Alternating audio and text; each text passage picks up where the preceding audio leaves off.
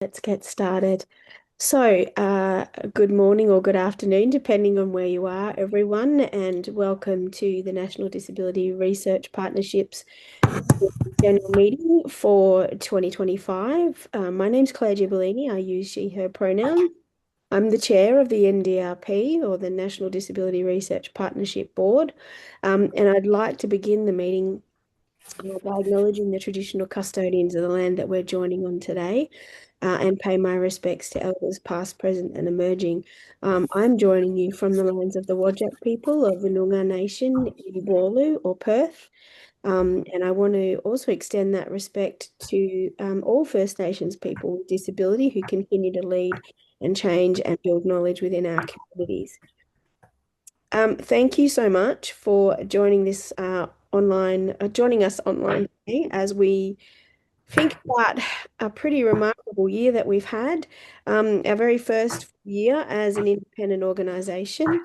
Um, the NDRP, hopefully that you're aware, the NDRP exists to ensure research by and with people with disability, making sure that it drives better policy, practice, and outcomes. And today's meeting is a little bit of a celebration about what we've actually achieved together.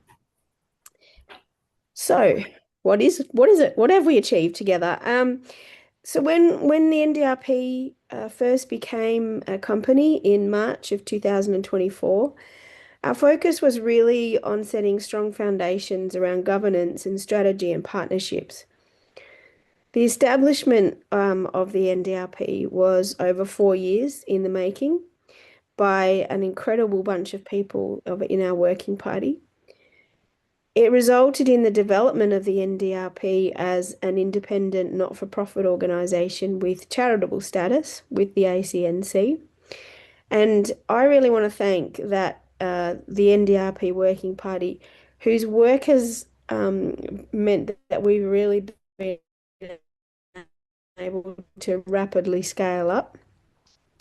And we've been able to do it in a way that, reflects proper co-design and, the values of our community. They developed recommendations for the governance of the organisation, our guiding principles, and the research agenda, all of which we are now implementing.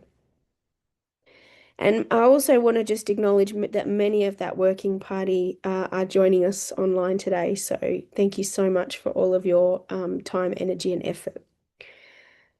We are very pleased that the Australian government has invested in the National Disability Research Partnership through the development phase. And now, as an independent organisation, as a key initiative of Australia's disability strategy. And we also want to thank the Australian government for its ongoing support. So, in this very, very busy first year, we have established our inaugural board and research committee. We've delivered our first national research funding round, which was focused on the safety of people with disability. And we're piloting our commissioned research pilot in partnership with government on the topic of transition from education to careers. Our board has developed our 5-year strategic plan, which has set out our long-term direction and where we would like to get to for the future. And we've released our very first ever annual report, which captures all of these milestones and the incredible amount of collaboration that sits behind them. I want to really acknowledge my fellow directors and Mary, our CEO, and all of our wonderful NDRP staff, and all of you, our partners, our members, our researchers, our supporters, our allies, for helping us to shape a really strong foundation for the years ahead. So now I'm actually going to pass over to Mary, who is going to deliver the CEO's report for our AGM. Thank you, Mary. Hello, everyone, and so lovely to see you all here today. And thank you, Claire. And I'd also like to acknowledge that I'm coming from Bunurong lands here in Victoria and acknowledge elders past and present, and also acknowledge First People on the line today. So it has been a really pivotal year. The year we shifted from planning to action, and I was delighted to be appointed as the inaugural CEO. I'm incredibly proud of our amazing team, some of whom are here today. And we've achieved a lot in our first year. Together, we've funded 15 disability-led projects across Australia, and I'm absolutely delighted that two of our research teams are here today to talk to you about what they're doing. Um, these projects are funding what usually doesn't get funded. They're funding the co-design of research proposals and the funding of co-design of evidence synthesis. I've been lucky enough to meet some of our funded teams in the last few weeks, and they've all said how useful this funding has been to build genuine partnerships across academia, community organisations, and people with disability. We now, I'm pleased to say, have a stakeholder database of over 4,000 people from organisations, researchers, people with disability through our grants process, through our events, through our mentoring, and through our networks. And we've launched our first evidence to action series that have been so well received to connect research with policy and community change. And we've had a very high take up and great feedback at our events.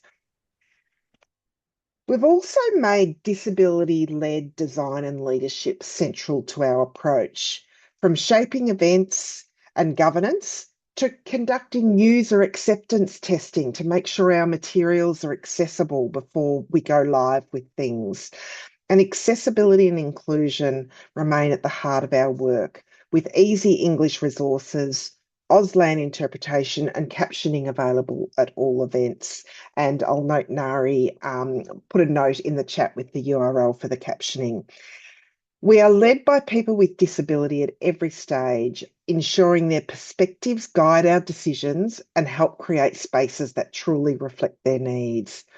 Looking ahead to 2026, we'll continue to strengthen research capacity, launch our round 2 of our research funding program, and the selection of emerging and early career researchers with disability to the Disability Research Leadership Program, and build on our mobilising evidence for action work and approach to ensure evidence not only exists, but is actually used to make real world change. I'll now hand back to you, Claire. Thanks, Mary, and congratulations to you for a wonderful year. But I want to talk a little bit now about what makes these foundations, well, what these foundations, sorry, have made possible. And today we're really delighted to showcase two of our funded research projects. First, we're going to hear from Dr. Charla Daniels-Mays, a proud Aboriginal researcher and educator, whose project is exploring the experiences of Indigenous people with disability in prison, addressing both justice and disability rights. Thank you so much for agreeing to be here today, Dr. Daniels-Mays, and we will pass over to you now. Hi everyone. Yes, I'm Shalard Daniels-Mays. I'm a Gomeroi woman, so originally from northwest New South Wales, coming today from the Wurundjeri country here in Victoria, the city of Naarm, or the city of Melbourne, as many more likely know it. We were very fortunate to get the money to do this project, looking at the experiences and the barriers of First Nations people with disability who experience our prison system. It's a topic well overdue for research, but never really being able to get funding to start that process.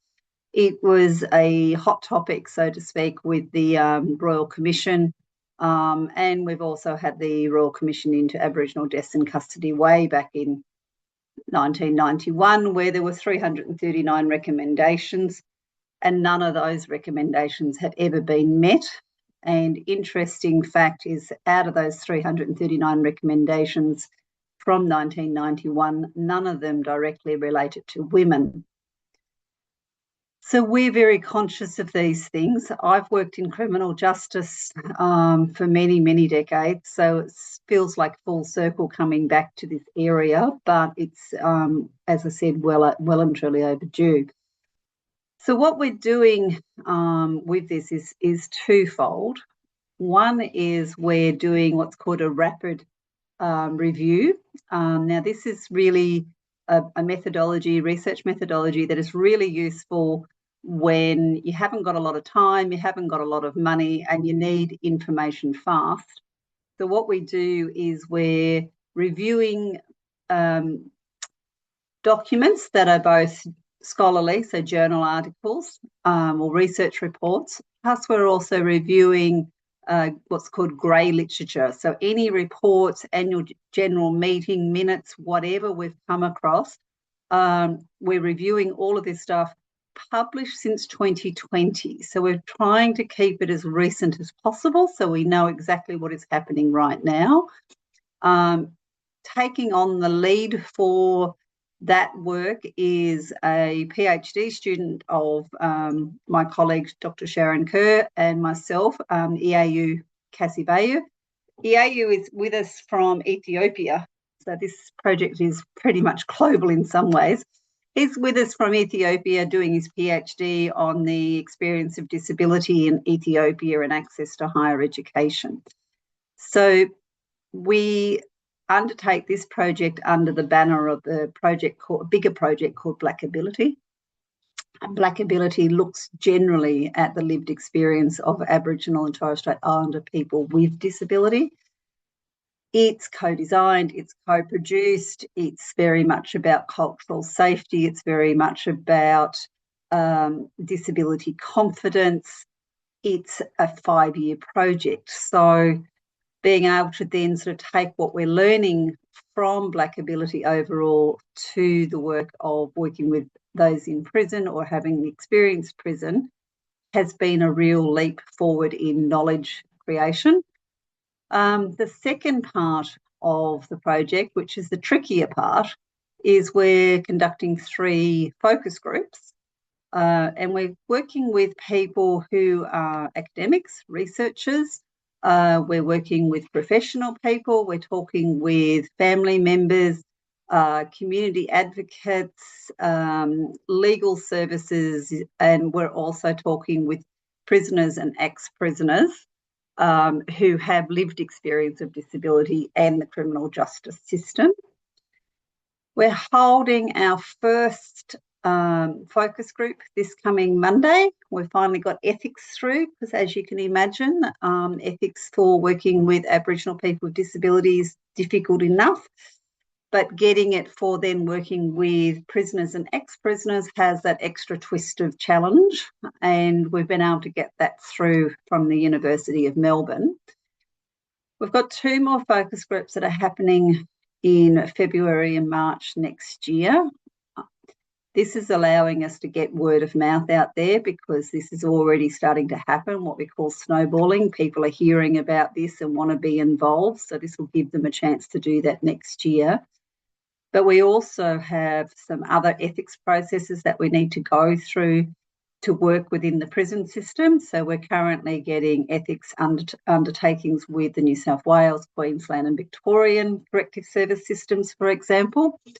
So all of this is taking time, but very, very important time to be able to keep those ethics rolling and also keeping note of what we've needed to do. So if other people are wanting to do research in this area, then we've got this sort of how-to, so to speak, which has never been there before.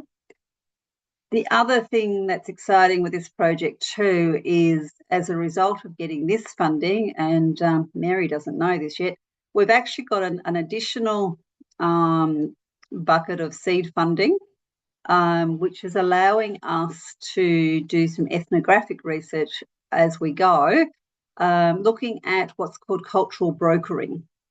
So Dr. Sharon Kerr, who's my senior research fellow in Black Ability, she works very closely with Auntie Ros Sackley, who is both First Nations and has a disability.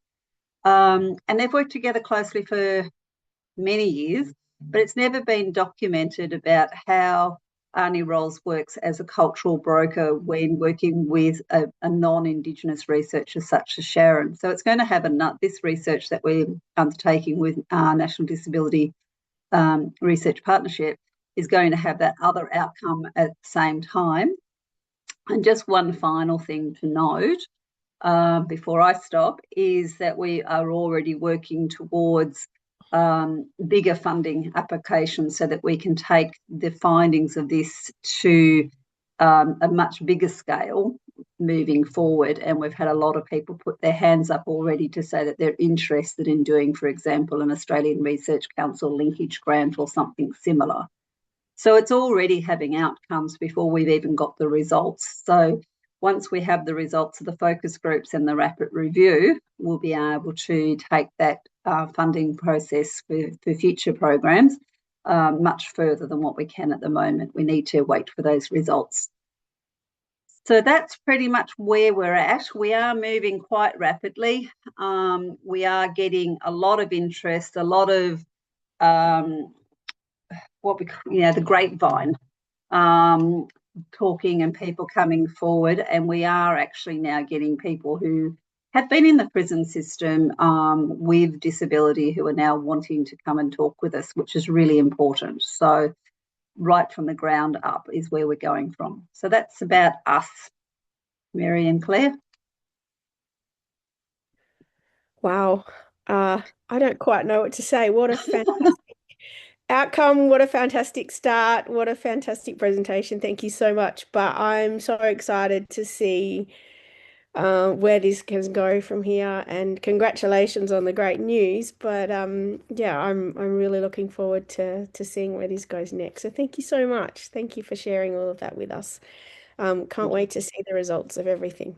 And you're right, long overdue and much needed. So really excited that we've been able to support your work. Thank you.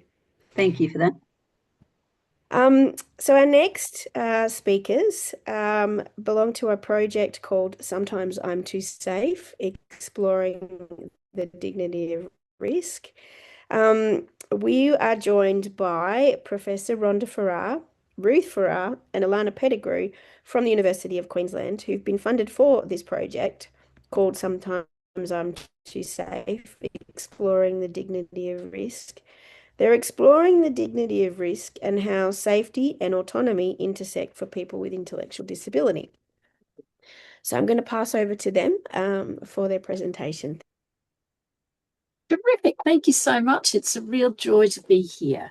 I'll take a minute or two just while I set up the sharing of the screen and do a few little things behind the scenes. Here we go.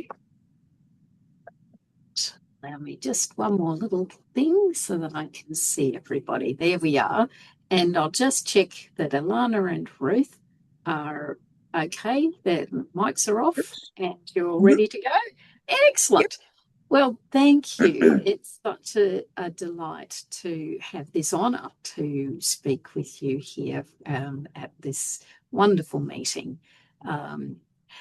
So as we begin, I acknowledge that we are coming from the lands of the Turrbal and Yagara people here in Brisbane, and we pay our respects to our Indigenous people here.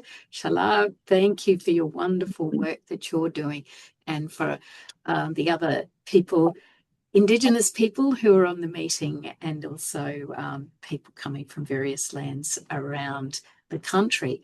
We also acknowledge and pay our respects and remember people with intellectual disability, remembering those whose lives were shortened and impoverished by poor research and understandings of the past. So who's presenting? Well, I'm Rhonda Farragut. Alana Pettigrew is joining us. You might have seen in original notes that Mitch Toohey, who was on the writing team, was going to join us, but unfortunately he's very sorry that he can't. But we're delighted that Alana is joining us, because Alana's been a part of the previous project as well. And Ruth Farragut is going to be speaking as well. So we're going to talk about our work with the NDRP, our first project that led into the current grant and planning for our next one. And this builds on a long tradition that UQ has of doing Down syndrome research. It's been underway here since 1978, doing projects that matter to our community.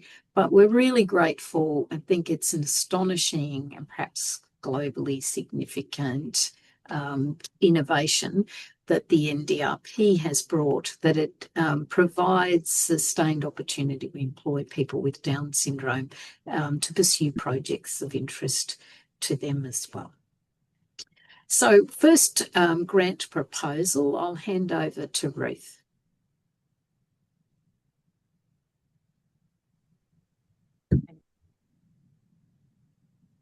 Rhonda and Jan were interested in what Gen Z people with Down syndrome do with their lives. They invited Bobby Pate and me to help them. We met on a Saturday afternoon. We talked about what we do.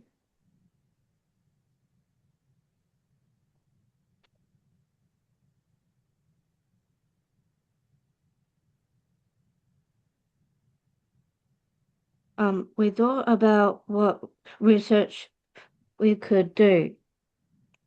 We chose interviews and focus groups. We helped write the grant with Rhonda and Jan. We were very excited when we got the grant. And now I'll hand over to Rhonda. Okay, so when we got the grant, it was wonderful. And so the first thing we had to do was get underway with training and working with the team. So that involved appointing the team. Down Syndrome Queensland was our partner, and they helped us find applicants with Down syndrome for the research assistant roles. The onboarding process was automated and awful.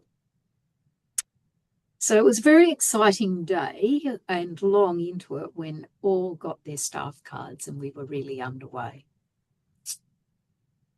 And Alana's going to talk with you about a major aspect of our work, which was undertaking field work in various places around Australia. Of course. Thank you, Rhonda. The team liked interviewing and asking questions, focus groups, and talking about different topics, meeting with friends, and also seeing old friends.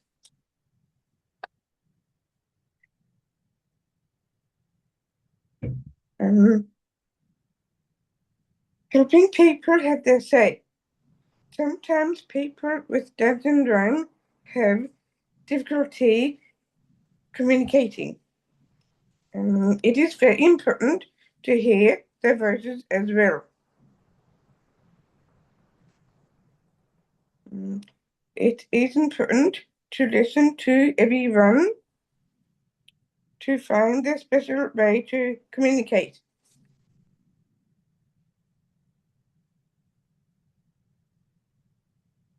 In this photo is me. You can see that I use my hands for an participant could choose his answer.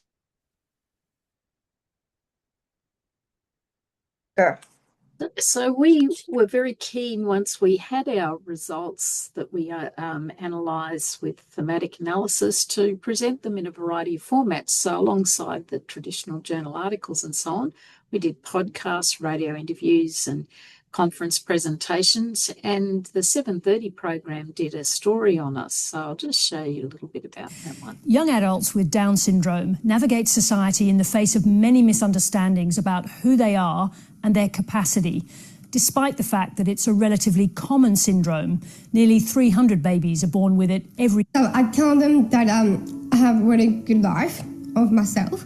So I'm 23 years old. I have a job with coffee roasters and paid. Stepping out as a young person with Down syndrome into our world is not an easy task. Researching our work. It is absolutely amazing to me that we have been able to come so far.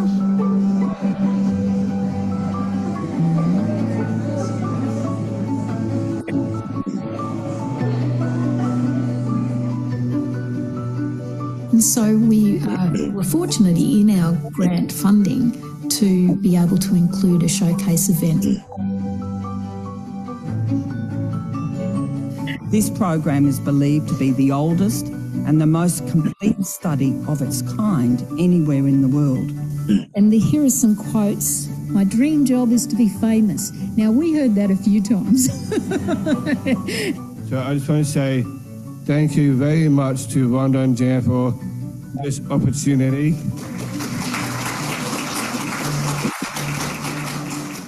We may have a disability, we may have Down syndrome, but people do forget that we are just people just like everyone else. I've done all this ourselves. We've done the work, and we are really proud of us.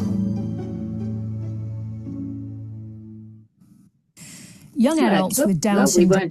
We won't listen to her again. So nice report, and we felt that it really showed our research assistants and the value that they provided. Looking at our results, we're very aware that there was so much more to explore. We were interested in friendships over distance, the way people were using technology, and we were curious to learn in particular about supports. And it seemed on the surface that perhaps some people were being over-supported, but we needed to explore that more. So that led us to the next project. So Ruth, over to you.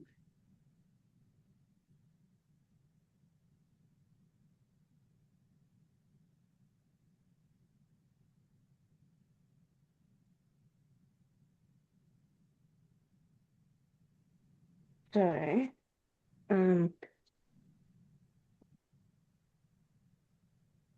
Ruth, Rhonda, Jan, and Mitch partnering with, again, Down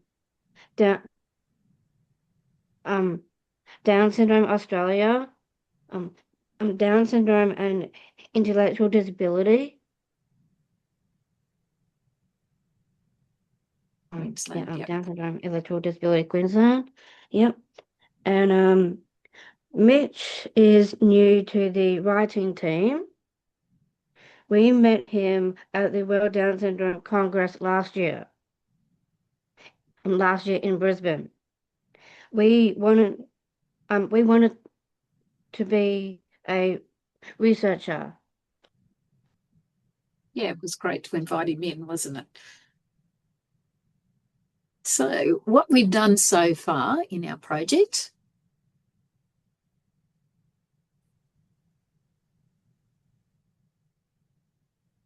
Ruth? Okay, so I'll Ruth, you going to do this bit? Appointed staff. So who are our research assistants?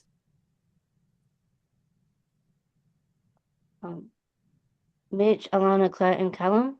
Yeah. Now, that should have been easier the second time around. We thought that we had it sorted, but no, it was as awful as before, perhaps even worse. So we've been working with the HR director to improve systems. Some of the issues are not to do with the person having an intellectual disability. Some of our systems are really quite difficult for anybody to navigate, but we need to make things better. And it's great that we have great enthusiasm from the UQ HR director and his team to improve that. So it's good news, I think. Okay. Develop our skills in easy read materials. And this has been meaning we've been getting a lot of work. And Alana was part of our writing team where we were preparing our materials in easy read. So Alana, you might like to just tell people a little bit about what we did there. Of course. Thank you, Rhonda. I helped some UK students by reading the easy read documents. I helped. Yeah, so Alana, you're referring to some other work that you've done, and that's a great thing because no, I think it's a lovely spin-off, and that's outside this project. Sorry, Rhonda, can I just get you to pause? I just need to switch interpreters, and I don't want to interrupt the flow. Sorry. That way.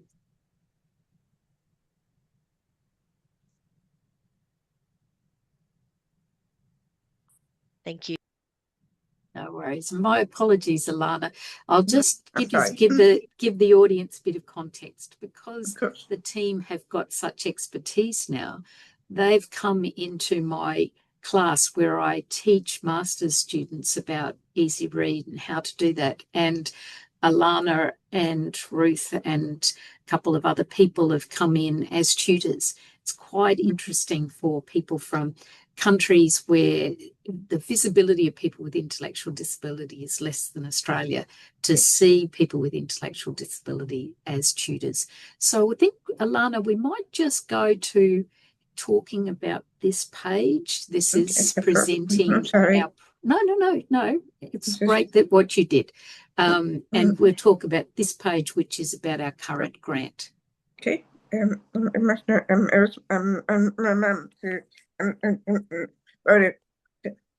That's good. It was great. Glad you told everyone about that. Thanks, Alana. Yes. Okay.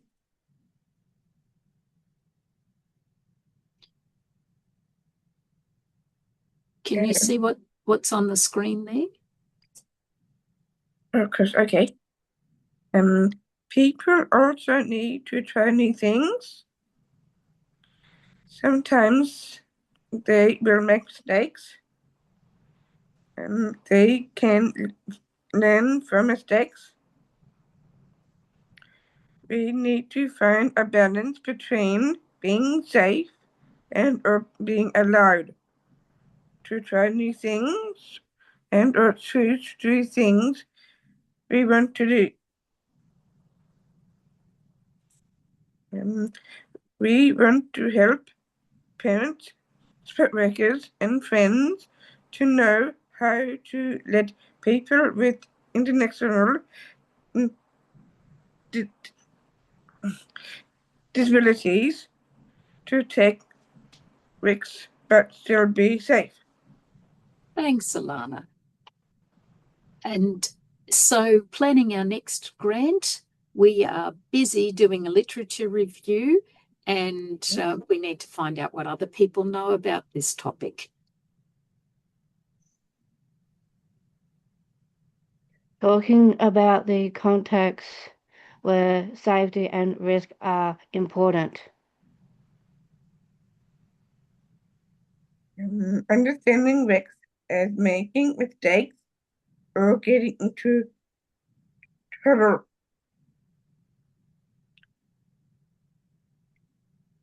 Understanding ethics as the rules for doing research. Learning about interviewing and doing surveys. Communicating our work to others.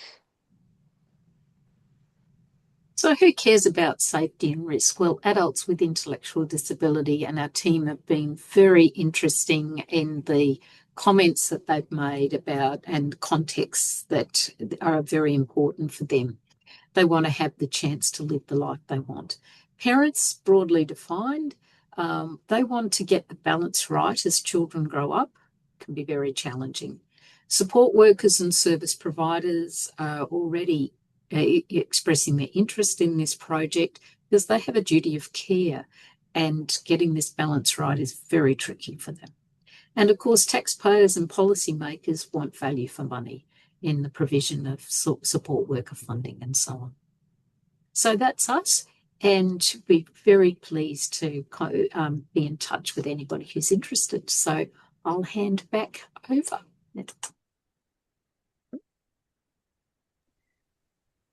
Thank you so much, team. That was a fantastic presentation, and I'm really excited to hear what comes from your research.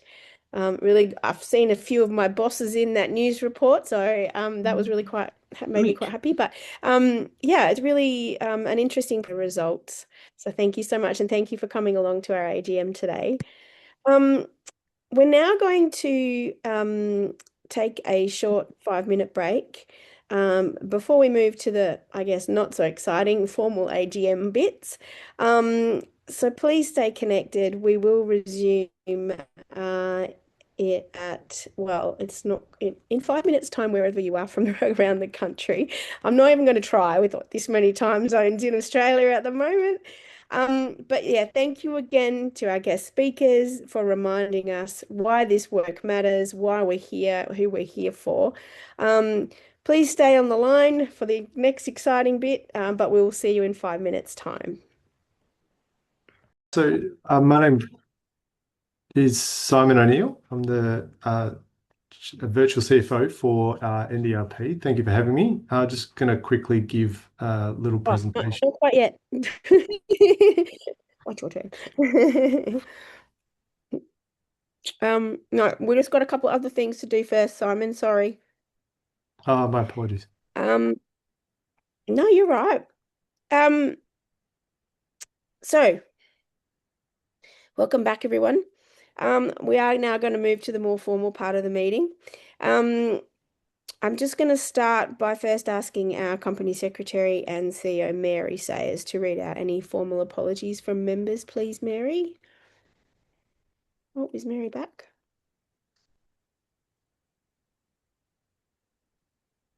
Here she is. Mary, we have you. Sorry, my headphones have decided to stop working, so I hope you can hear me okay. So we had formal apologies received from Bruce Bonahady, who provided a proxy form, Christina Ryan, Gwyneth Llewellyn, Gordon Duff, Lorna Halloran, and Anne Kavanagh. Quorum for this AGM is at least 25% of members. We have 20 members, so we need 5 members in attendance, which we do have, so we've achieved quorum for this AGM. Fantastic, thank you. And we'll have the formal apologies noted in the minutes. So on to the next item, minutes from our previous AGM. They were circulated to our members. Unless there are any corrections, I'm going to move that the minutes be accepted as a true and accurate record. Can I please have a mover and seconder from our members?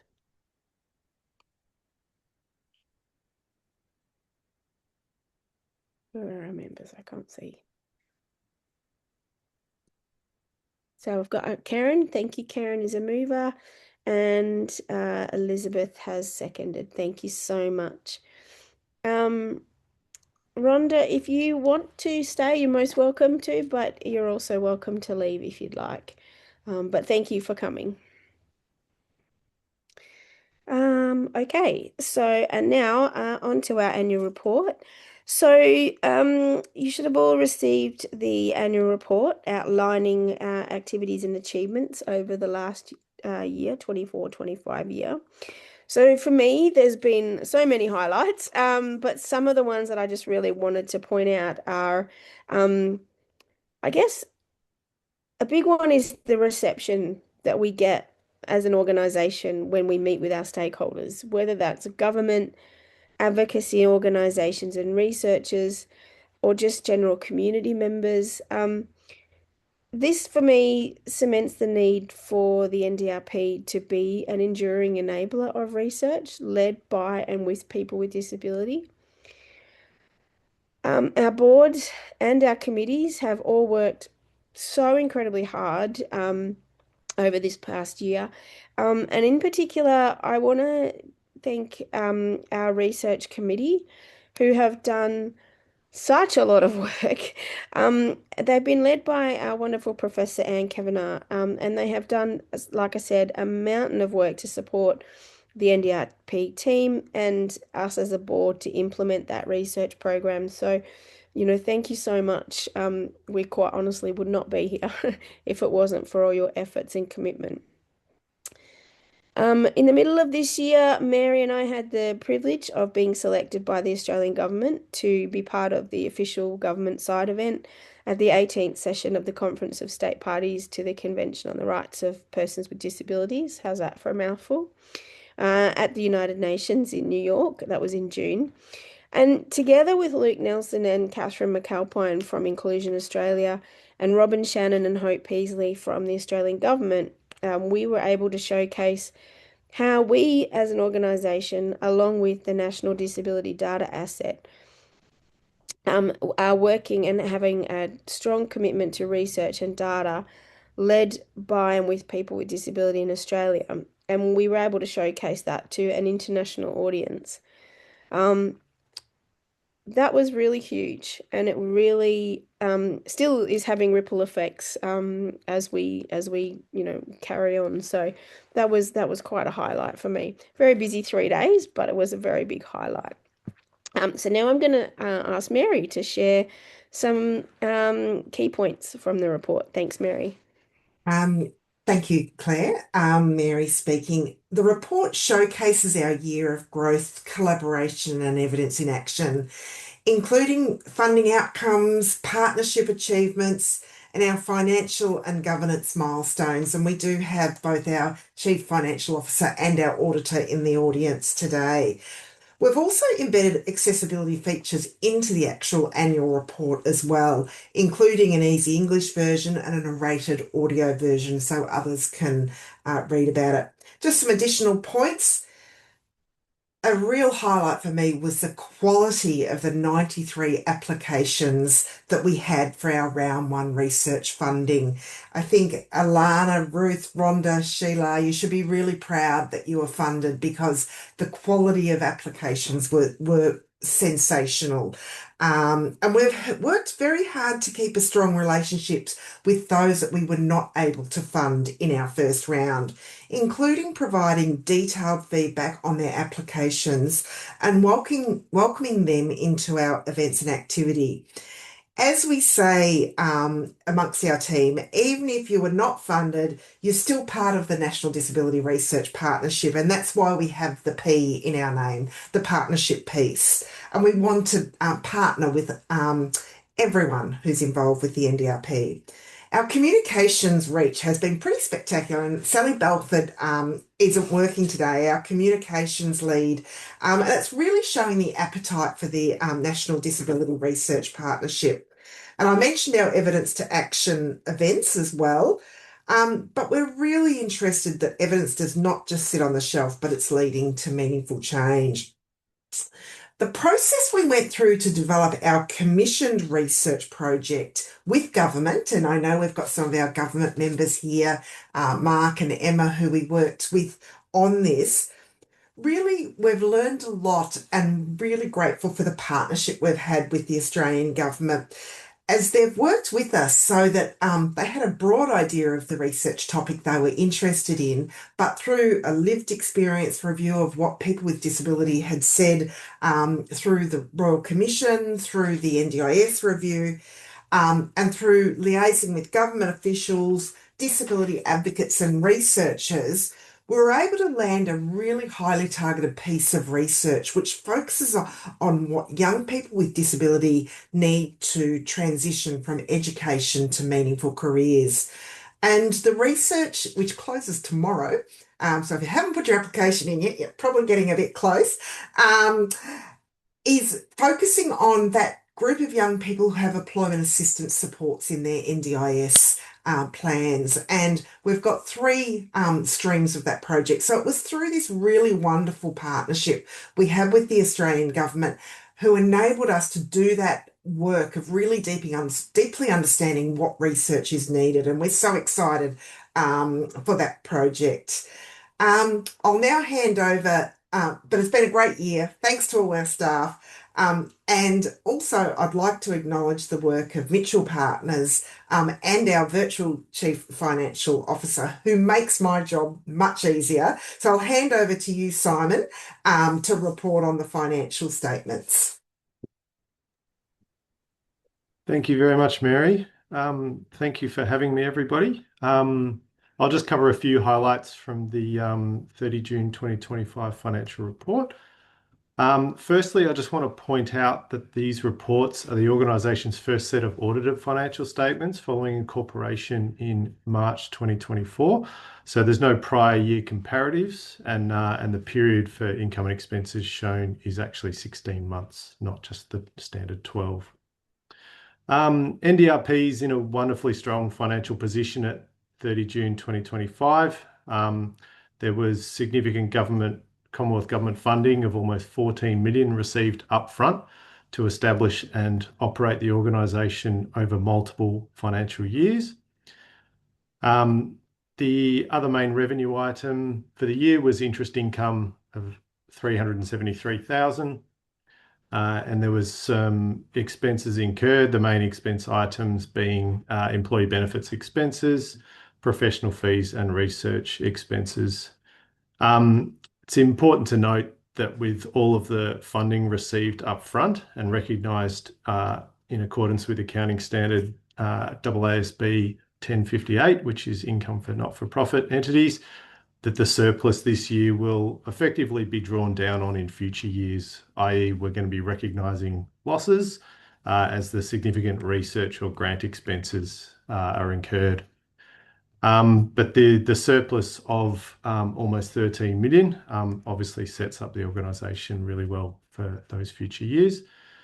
The balance sheet is fairly straightforward. I don't think there's too much to comment on there.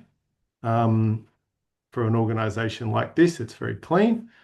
And the audit outcome, obviously with Adrian in the room as well, the audit outcome was an unmodified or clean audit opinion for the financial report. And a big thank you to the NDRP staff and the auditors, AFS, for making it a very simple and straightforward process this year. Back over to you, Claire, or straight to Adrian? Thank you so much, Simon, and thank you for a wonderful year of working alongside us to make that all possible as well. We appreciate you. I am going to now pass to you, Adrian, to see if there's anything you would like to say or if there's any questions for the auditor. Thanks, Claire. I think Simon did a really good job explaining the financial position of the organisation. Just to add, yes, it was a very clean audit, and we did provide a clean audit opinion. So in our opinion, the financial report gives a true and fair view of the company's financial position for the period ended 30 June 2025 and its financial performance for the period 20 March to 30 June 2025, and also complies with Australian accounting standards and the Corporations Regulations 2001. Very happy to take any questions on the audit process or the financial statements that we can help with. All right, I will open up to anyone that would like to ask some questions.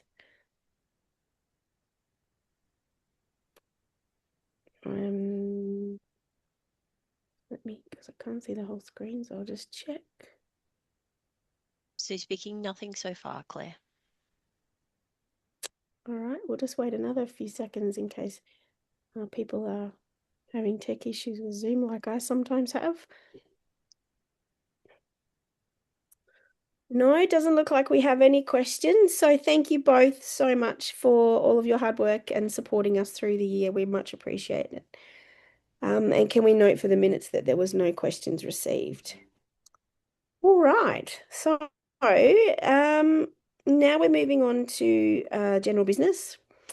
Before I move on to the resolutions, I just would like to invite any of our members for questions or comments regarding the operations or the strategic direction of the NDRP. See if there's any questions.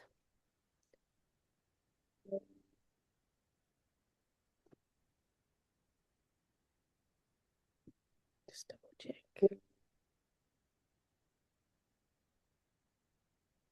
No, it doesn't appear we have any questions or comments. All right. So, thank you, everyone. Before we come to, well, we're moving closer to the end of our AGM, but we do have some resolutions that we need to need to sort by the end of the meeting today. Firstly, that the minutes of the last AGM need to be accepted, and I think we've got that one sorted out. So the second is that the 24-25 annual report be accepted. So can I ask members to indicate their agreement using the Zoom chat and the hands up function?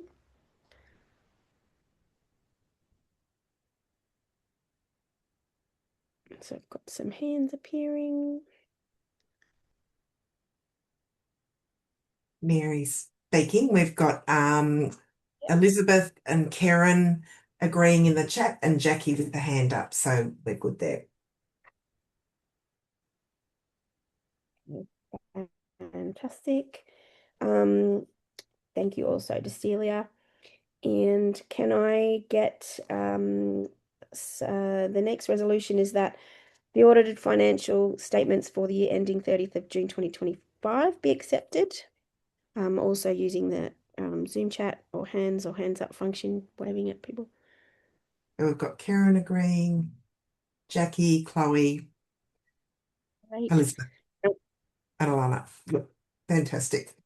All good. Okay, now I've just realised that I've made a boo-boo. I do need to have the minutes of the last AGM also accepted. I know I've said we did that already, but that was just the moving and seconding. I'll get there. So can I also have the resolution that the minutes are accepted from the last AGM? Yep, looks like we have that as well. We've got just for the minutes, we've got Elizabeth, Karen, Jackie, and we've got a majority. That's great. Thank you. Fantastic. Thank you, everyone. All very pleased to say that all three of those resolutions are carried. So, I guess from me, that sort of is really bringing us to the end of our AGM for this year. I want to thank everybody who's joined us today. I know that AGMs are not always the most exciting thing, but they are a very important part of our governance and our accountability. I want to thank all of our speakers who, for me personally, have really shown me that we're on the right track and this is why we're here. So thank you so much for that. To all of my fellow board members, thank you for an amazing year. To our wonderful staff and all of our members, it's been a big year. It's been a challenging year in an ever-changing landscape, and so I really, really appreciate the input from each and every one of you. I'm looking forward to the next year where we start to deepen our partnerships and continuing to mobilise those evidence for action, and continue to embed ourselves into the research landscape. So thank you all. Yeah, I'm very, very proud to be part of the organisation. That actually does, though, conclude this year's AGM. Sorry, I will also just say thank you as well to Adrian and Simon for all their hard work again. This does conclude our AGM of the National Disability Research Partnership for 2025. The recording and the Easy English summary will be available on our website shortly. And thank you, everyone. We are officially closed.